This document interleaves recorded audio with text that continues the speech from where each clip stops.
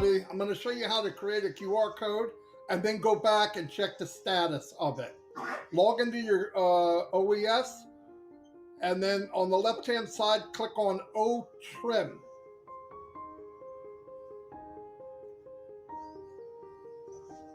On this page, the top left is the long URL that you want to shorten. Underneath that is the desired name you want to put on the short URL. And then to the right of that is the alias, if you'd like to add an alias to, like YouTube Onet or something. Now click on Trim Link. You're going to come to this page. This page is asking you, do you want to enable OTP per view? No.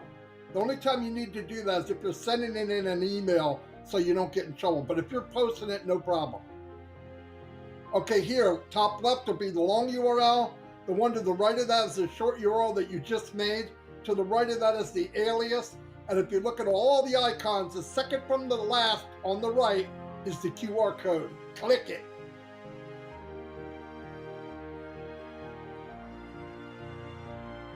There's your QR code. You go, you download it, you can put it on anything you want, and when people put a phone on it, boom, baby, they go to the site that you want.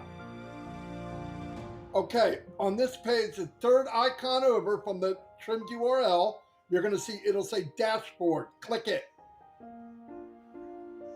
It's going to take you to here where it shows you everywhere that QR code or that trimmed URL was clicked, what country, how many times, and if you scan down, it'll show you what devices, everything that you would want to know about that URL, QR code, or the trim will tell you everything about it, the history of where it's been in the world.